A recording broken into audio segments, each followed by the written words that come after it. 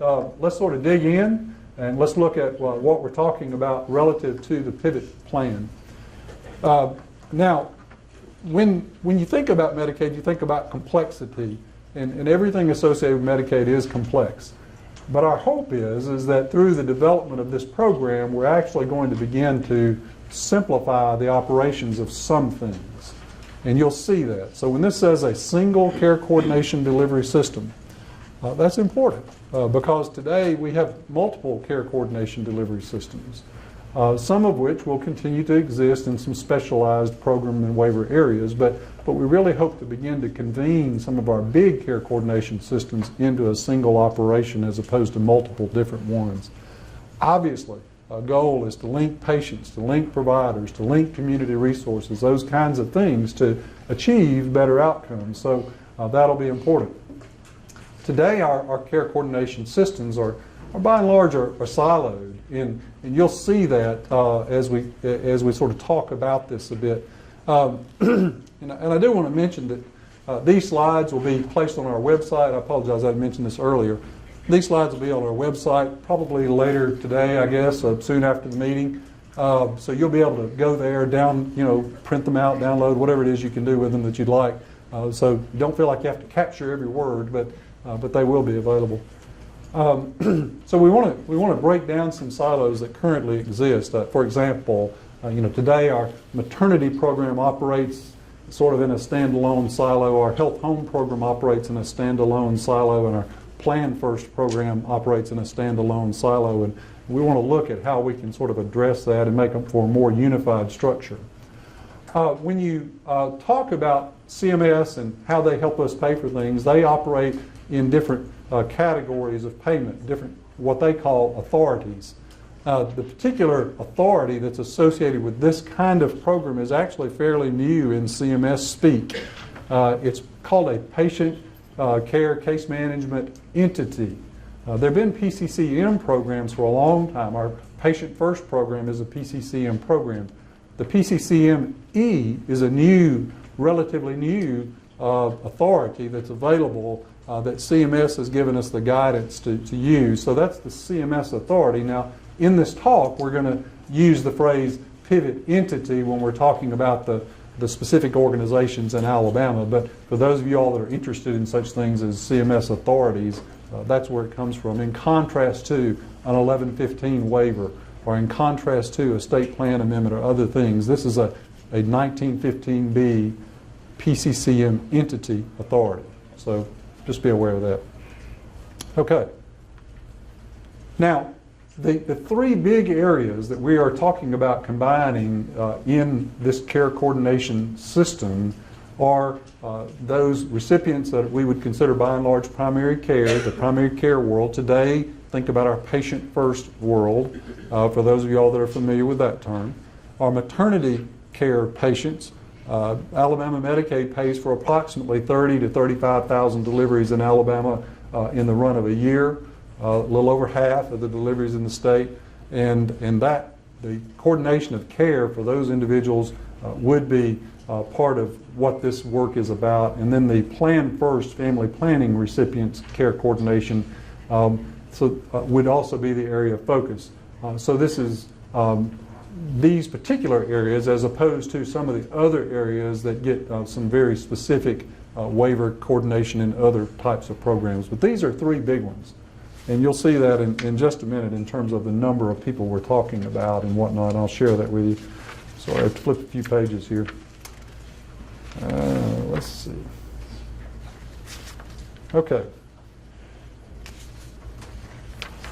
One of the things that's mentioned here is that this would be seamless. And when it says seamless, the implication is just that, seamless. Again, we're not talking about putting together different silos and keeping them as silos. No, we really want to put them together so that there's a reason for a single entity out there to be concerned about not only the pregnancy of a given individual, but also what happened with the birth outcome and what was the well child visit for that child like, or their coordination of their complex health care.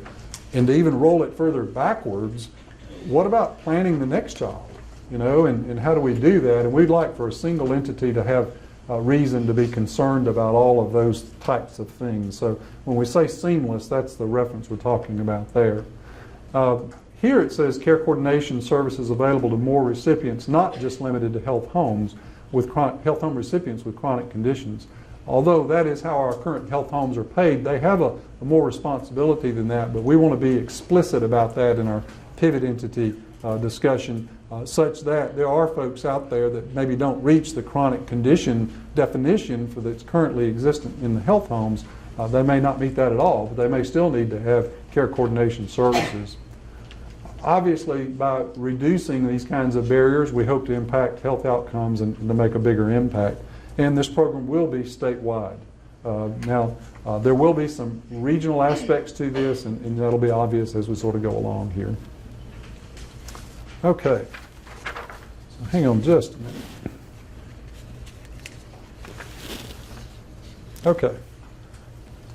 Flexibility is important. When you look around the state, the issues and problems that exist in some areas of our state are very different from the problems that exist in other areas of our state. We do want these entities to have the ability to adapt. For example, and there are a couple of examples here. One might be that there might be a particular asthma flare-up in frequency for some environmental reason in a given region that would be important. Well, they need to be able to focus more effort and energy on that. Similarly, newborn abstinence syndrome. There are pockets in our state where that is just more common. It's more frequent, and it probably requires a different method of addressing that sort of problem. And we want them to have the flexibility to be able to do that. Obviously, you still want to drive the things that we all need in terms of things like flu shots. And of course, here it says EPSDT screenings. And those of you that are not familiar with that terminology, think about well child visits. They need to happen. They need to be on a regular basis. And then obviously the care coordination of our maternity folks is important. We want to get them in as soon as possible to hopefully begin to have an impact on things like infant mortality and other birth outcomes. So now, Medicaid in Alabama is about 1 million people. A little hair over, a little hair under, depending on which month or which year you're looking at. But it's about 1 million people. In this program will touch or affect about 750,000 approximately. So it's the majority, the vast majority of Medicaid's recipients will be touched by this program.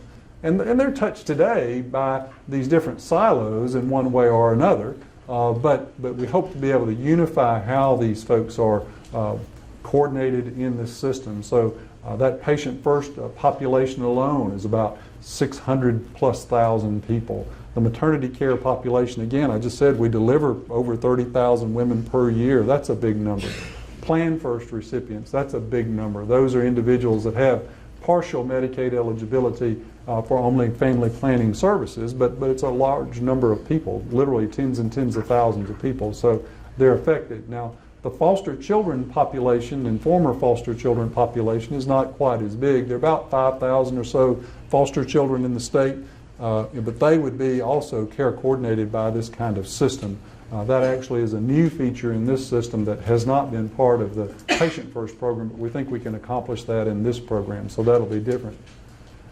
A notable exclusion, the duals. When we say duals, we're talking about those that have Medicaid and Medicare coverage. So by and large, these are elderly people, not always. Sometimes disability has a certain number of folks there.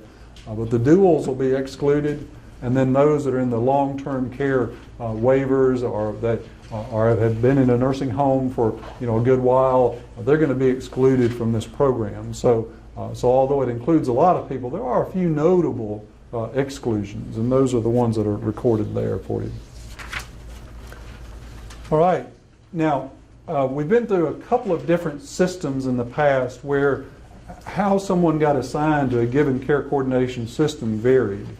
In the pivot organization or in the pivot plan, the pivot entities, what will happen is a given pivot entity will be responsible for the individuals that live in their region. That's important. Who lives in your region is who you care coordinate. Now, unlike some of the other programs we've had, although the individual you're responsible for are those that live in your region, those individuals can can go across a border to see a medical provider that's across a border line, even though the entity in their home region is responsible for care coordinating them. But that helps avoid some problems. When we were talking about some of our other programs in the past, if someone was outside their region, that was going to require some sort of unique setup to be able to go outside of their region, or perhaps in our maternity program they just couldn't do that. So that's going to be a fundamental change in terms of how we operate. Frankly, it'll be less complex for some people and more complex for others. And that's just the nature of making a program change. There are always going to be modifications both ways. Now, who can request care coordination? Well, it's basically a open field in the sense of, sure, the providers can, but so can the recipient. So can other community resources try to request that the entity work with a given individual for a reason. And of course, it'll all be assessed and prioritized, and there's a limit to everything in terms of the amount of resources and whatnot. But the request can come from pretty much anywhere, and then it'll have to fall into the analysis of who are there sufficient resources to work with. Now let's look at the map. Let me back up because everybody will get focused on the map. If you had the whole state as one single region, then there wouldn't be any lines to draw, and we have other programs that are like that. This program, in order to be regional, well, by definition, you have to draw some lines on a map. Now, it doesn't matter where you draw those lines. Somebody's going to say, oh, well, that goes across something, or that interacts with something else that's going on, or whatever. I will tell you the map I'm fixing to show you looks different from our maternity map. It looks different from our health home map. It also looks different from the Department of Mental Health's maps. It looks different from the Department of Public Health's maps.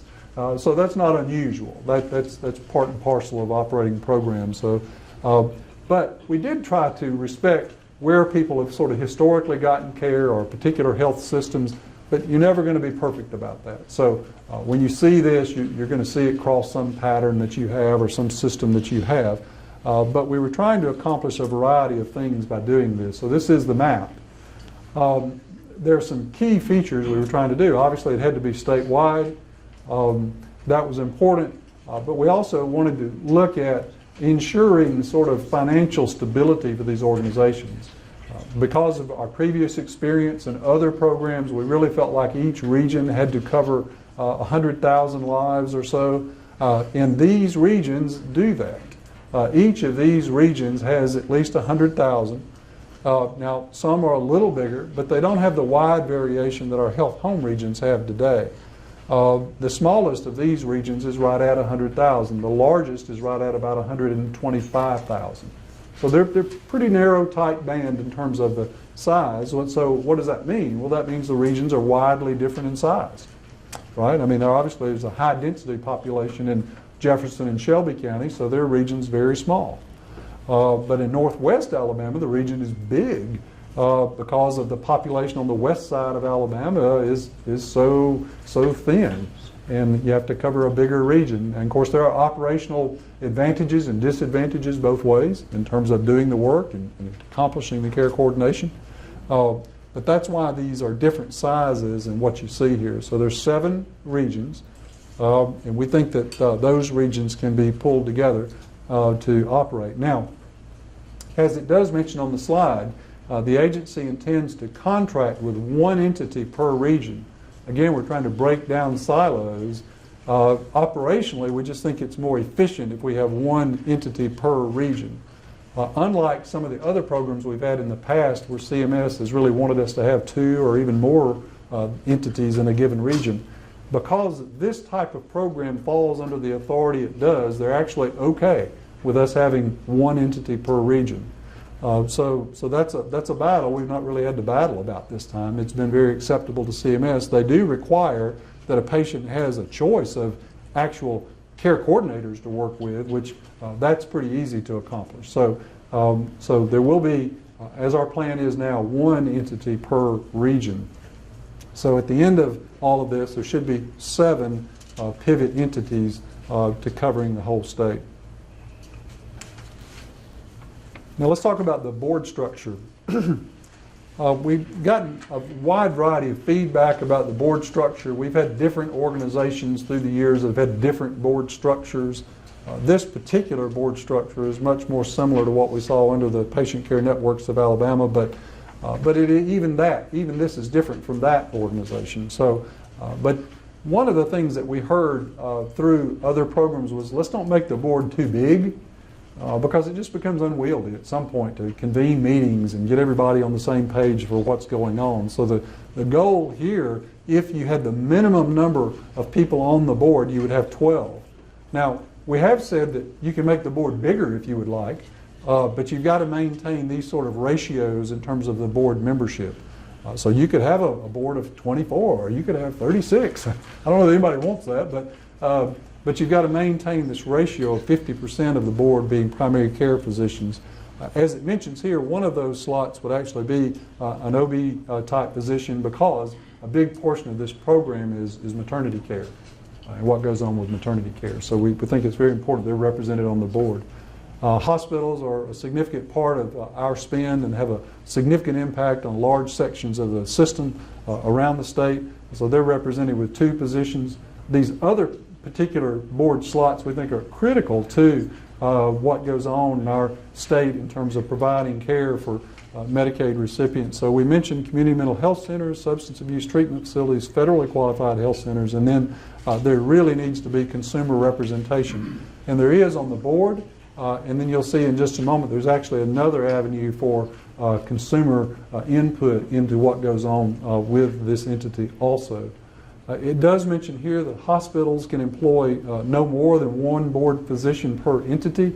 Well, there are 2 hospital slots, so the 2 hospitals, each one could employ 1 of the physicians in the primary care group. So then they would be associated or affiliated with 4 positions on the board. So that's what all of this means and how it's described. And then a few other things we'll mention in terms of the Community Advisory Committee. I'm sorry if I don't have that in this slide set or not, but there will be a Community Advisory Committee, and we're looking at now requiring the board to hear from the Community Advisory Committee at a minimum of twice per year, to be able to speak to the entire board at least twice per year to give them their input. Let's see. Now, I do want to spend a little bit of time talking about incentives. Everyone, myself included, is concerned about incentives, both in terms of the good and the bad, right? We don't want to incentivize people to cut corners. We do want to incentivize people to provide higher quality of care. And this program is built around that concept, not cutting corners, but providing higher quality of care, better health outcomes. And it also incentivizes the provision of more care coordination activities, not less. And you'll see a little bit about how we plan to do that in just a minute. Primary care physicians, including the maternity providers, will also be incentivized. Again, incentives around quality in improving and driving the quality of care. Let's take just a minute and talk about quality improvement projects. As we look at this program and we sort of think about, where do we want to be in 5 years? If you could look back in 5 years and say, what did this program do? Well, there are 3 major themes that we really want to make sure that we've done. Now, there are a lot of things that we would like for this program to be able to do, and it'll probably grow as time goes along. But we would really love to be able to tell the story in 5 years that, yes, this program had an impact in a good way on substance abuse in our state. Critical problem in our state right now. We want to address that problem. Infant mortality, big problem in Alabama. We want to address infant mortality through the workings of this program. And then obesity, and obviously the prevention of obesity, because there are so many downstream problems affiliated with obesity, and obesity is so common in Alabama. We want to be able to address those 3 big areas through quality improvement projects. Now, we actually have spoken to 3 different groups to help guide the pivot entities in developing quality improvement projects for these specific topics. The work will be on the front end in terms of trying to design exactly how do you make it sort of academically or scientifically rigorous to actually achieve something? How can we use evidence-based literature to sort of guide development of quality improvement projects? Well, we're going to do that because we want to do this in a way that is in new strategies that are proven to make a difference. So there will be groups associated with each of these areas or collaboratives or organizations that will help guide the development of those projects. But it'll be up to the pivot entities to have input, to work with those groups, to sort of design what's really feasible. But the entities themselves obviously will be the operators. They will be the ones that actually implement and look at achieving these things. In a very nice way, these big areas of emphasis also line up with some of their incentives, which only makes sense. We want to incentivize the things that we want to see at the end of the day. So those things are there. It is important that the metrics under a program like this, remember, it's a PCCM entity. It's about primary care. So the metrics are going to be primary care focused. You don't see a focus here. These are just some examples of things that primary care physicians and mid-level providers and the entities could have an impact on. What you don't see here are some things that they don't have an impact on. Because they don't have an impact on them. We don't want to incentivize those things. We want to incentivize things they do have an impact on. So obviously, well child visits, immunization rates, those sorts of things, body mass index measurements, actually recording them and submitting them in their coding process, all those kinds of things are going to be important. And the metrics, a lot of the metrics will be focused around that. Let's talk about what's going to look different. What's going to change? What else is going to change? We've already talked about a lot, right? When you look at what we were calling our general population, think patient first, big change for physicians. For many, many years now, our primary care physicians have had a panel of assigned patients. And they've had some responsibilities for that panel of patients. Now, a lot of mechanics behind how that works. And a lot of mechanics behind, well, what if a patient loses eligibility, falls off my panel, then later regains eligibility and gets auto-assigned to somebody else? Well, that's a headache to deal with. Well, that's a headache you won't have in this particular program because we're not going to have panels. You will be able to attract the number of patients you want to attract. If you want to attract, today we have limits on our panel sizes. There won't be limits in this world. You'll be able to attract more patients. If you want more patients, you'll be able to make some control yourself in terms of operation of your practice, but there won't be a panel system like we have had. The other thing is that the primary care physician's payment will change in terms of how they're paid. Part of their payment today is determined by their panel size. Well, we're not going to have panels, so something else has got to change and be different. And we're going to walk through that with you here in just a few minutes to kind of explain how that will be different. Now, the primary care physicians, if they choose to participate in this program, they today even have 2 agreements with Medicaid directly. Under this program, they will also have an agreement with the pivot entity to participate with the entity on their quality improvement projects and on their case management activities. That'll be an important part of this because it's a team effort. And you won't have to. Primary care physicians can say, well, I don't want to do that. Well, you don't have to do that, but you will be incentivized to do that, and you'll see how in just a few moments. All right, let's talk about maternity care. Many of you in this room are well aware that today we have 14 maternity districts. 14, and most of those districts, all but 2, have a primary contractor is the term we use that provides the care coordination system for those districts. Now, that particular system is going to end. We won't have that waiver like we have had it in the past. The care coordination, the same kinds of care coordination activities will still be done, but they're going to be done by the pivot entity. So it doesn't mean all that advantage and help for patients is going to go away. It's not going to go away. It's just going to be done by a different organization. Now some of the organizations may contract with some of the currently existing maternity contractors. Some may not. That'll be determined in the future. But the same responsibilities, same types of responsibilities will be there in terms of managing the maternity population. Now, as I mentioned earlier, patients are going to be able to cross lines. Today, there's some limitations about patients going out of district for care in the maternity program. That's going to change under the Pivot program. In the maternity program, I mentioned already about patients being able to go outside of a region to get to see a maternity doctor. But the care coordination will still be the responsibility of the entity where the patient lives at. In some ways, that's a bigger challenge. In other ways, it makes sense because a lot of care coordination goes on where people live at, and particularly in this program, there's going to be a postpartum home visit for high-risk deliveries, which, if the individual lives within the region, the entity will be able to reach out to them easier. So that'll be part of this. The physicians providing maternity care services, unlike the way they're paid today through the primary contractor, they will be paid directly by Medicaid on a fee-for-service payment schedule. Now, they will have some incentives for how to do that and hopefully to drive some increased quality of care in some specific areas.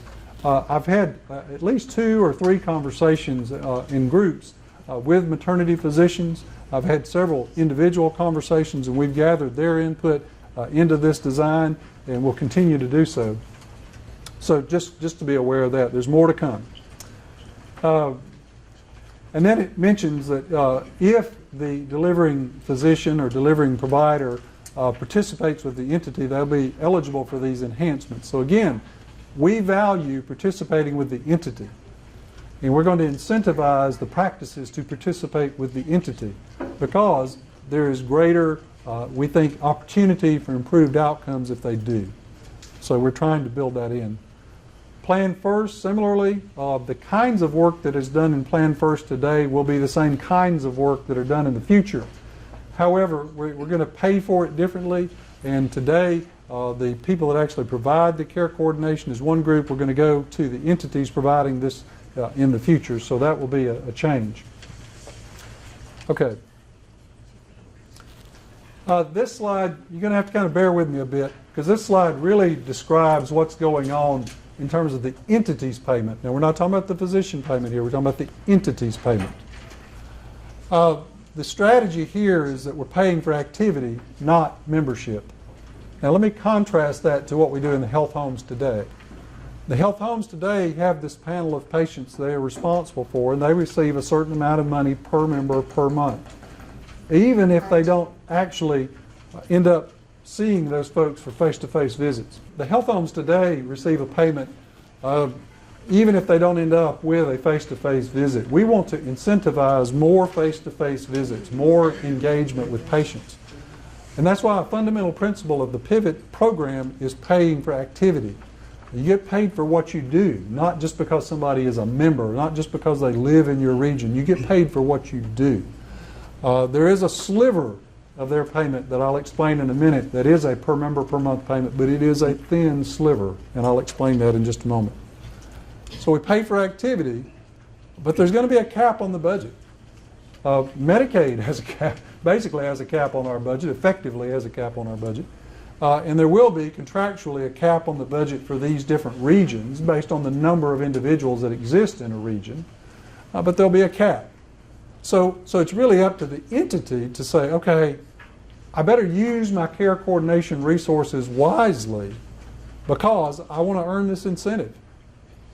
So who do I need to work with that's going to give me the biggest impact to score well on my metrics to earn the incentive? Well, the concept is clear, right? We want to align the incentives with the things that are important to the state Medicaid population. So if you are driving down infant mortality and you earn an incentive associated with that, well, that's good for everybody. You know, if you do have an impact on obesity, well, that's good for everybody. If you do have an impact on substance abuse, well, that's good for everybody. And we're trying to align the incentives so that they make sense and you have the right kind of incentive there. So there is this concept of you get paid for what you do. There's a limit. So you use your resources wisely in order to achieve the incentives. And it's going to be very possible to achieve the incentives. It will be a real possibility. So that's really how that sort of works, at least in the concept. All right, let's talk a little bit more specifically about that payment to the entities. As I mentioned a minute ago, there is a thin sliver of the payment that is a per member per month payment. It will be just that. It won't be anywhere near what the health homes receive today in a per member per month payment. It will be a small payment, but it will be a per member per month payment. The purpose of that payment is to actually pay for quality improvement projects.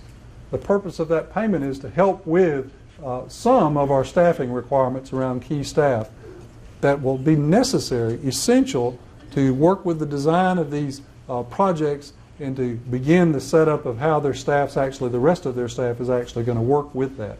So there is a small sliver of that.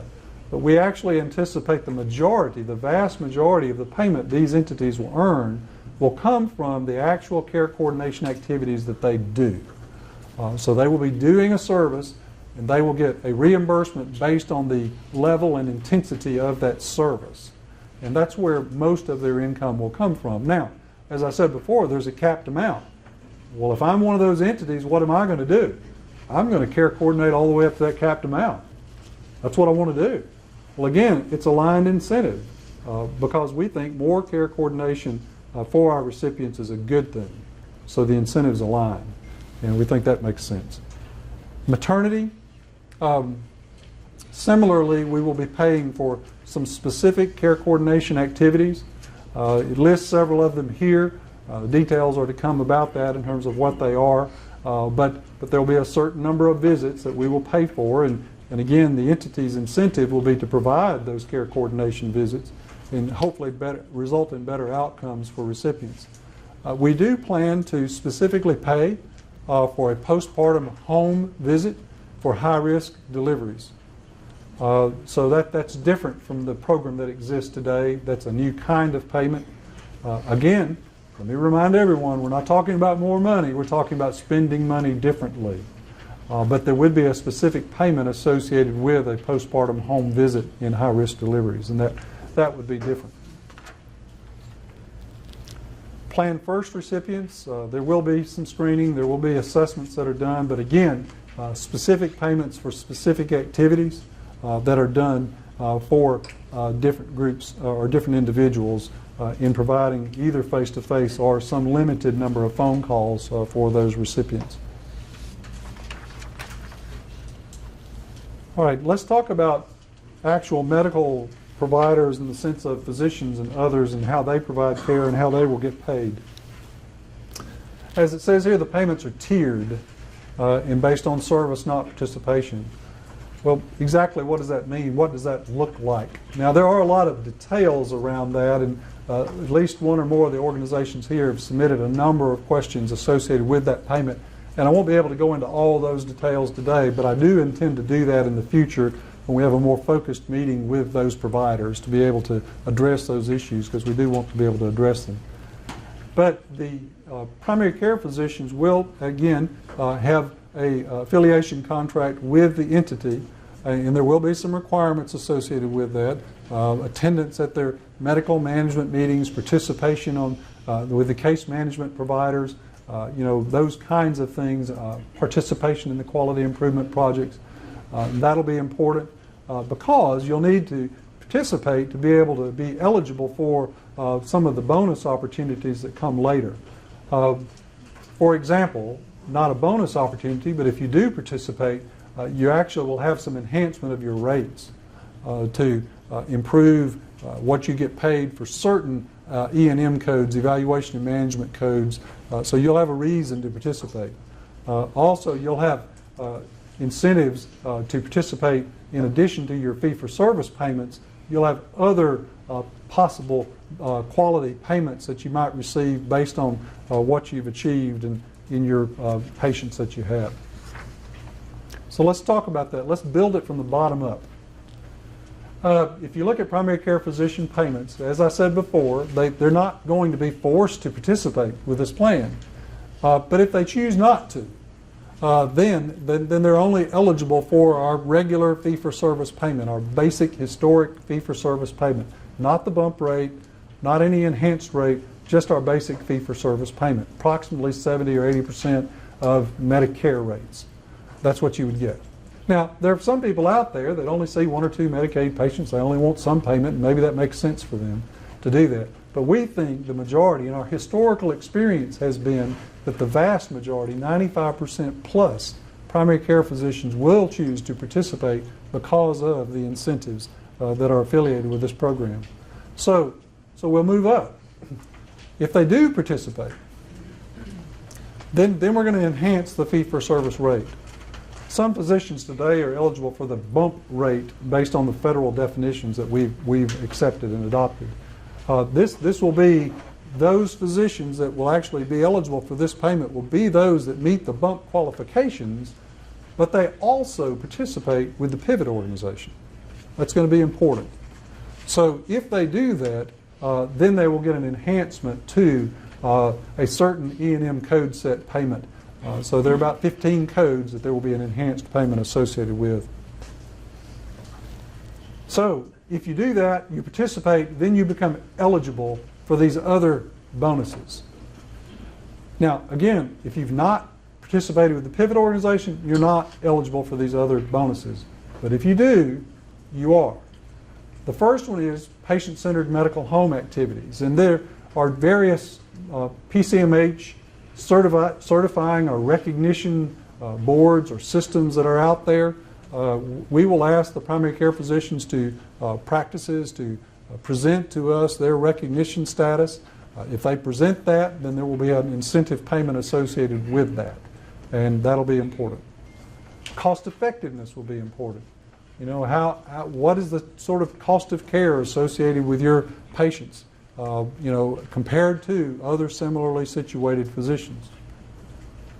And then quality metrics. How well did you score on your quality metrics? You know, how does that look? And again, how does that compare?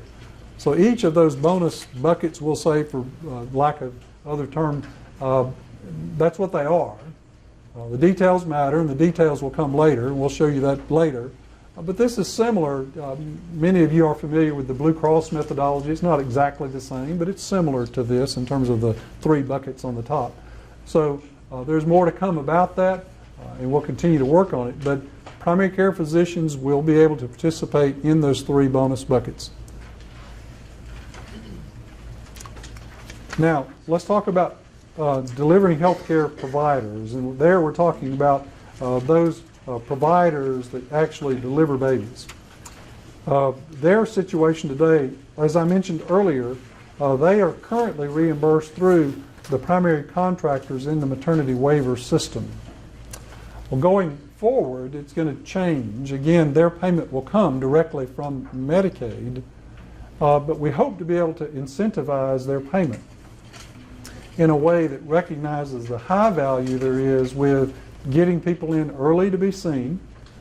If they get women in the first trimester to be seen, there will be a bonus. There will be an incentive associated with that. Now, part of the responsibility of getting people in is on Medicaid in terms of getting their eligibility established. But part of it also is on the practices in terms of being able to get those folks in. So there will be an opportunity there to earn an incentive for getting folks in early. Also, there will be an opportunity to earn an incentive if you have women come back for a postpartum visit.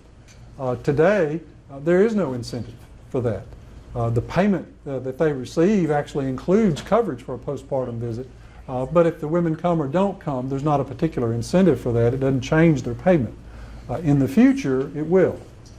So there'll be a reason to be concerned about that and to actually help encourage those women to come in and maybe provide, as one of the OB docs told me, you know, I can get a little more motivated to call them and really encourage them to come in because of this sort of change in the payment methodology. So we hope to see that happen on a broad scale across the state. So those are the significant changes there. Now, I know I've hit you with a lot of stuff. Now, let me talk a little bit about timeline, and this is basically my last slide. You know, obviously a major question is, well, when? You know, when is this going to happen, and how is it going to happen? As I mentioned earlier in the CMS authority speak, this is a 1915B waiver, specifically the PCCME or entity aspect of a 1915B waiver is the authority we're pursuing. That waiver, we have been dialoguing with CMS for months about that waiver.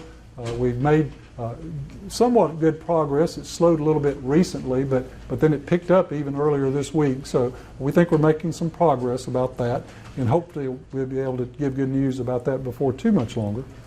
And then the other part of this is actually issuing the RFP. You know, when will the request for proposals go out? Right now, you know, we don't know for sure, but when we release it is related to when the program can start.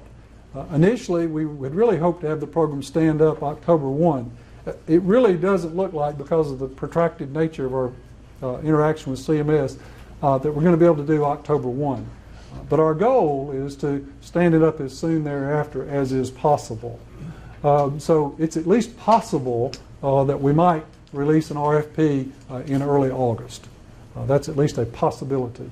That can change. There are reasons that can change, but we would love it if we could get it out in early August. But even if it's not early August, please be aware that our goal is to get it out as soon as possible. We would like to stand this program up ideally by the first of the year, you know, ideally by October 1. Well, we're not going to make October 1, but I would anticipate that perhaps as early as August, early August, we might see an RFP on the street. Now, the RFP is going to be, you know, yay thick, and it's going to have the specific details about what the organizations would agree to do and what they're making their proposal built around, obviously. That's when you get the real specifics about what's being done. So that's kind of our time frame, timeline. I wanted to share that with this group. And again, these slides will be placed on our website a little bit later on today. You'll be able to download them all. And now, let me remind you about the possibility of submitting further comments, questions, suggestions. Again, like I said at the beginning, I want this group to have a dialogue with Medicaid folks today, but it doesn't end here. If you think about something later and you want to submit a comment or ask a question, certainly you can do that. Here's the particular address you need to submit that to. As Robin's got listed there, our web page and other Medicaid news updates are listed there. You can get online and get regular information from there as things change and we sort of develop and go along.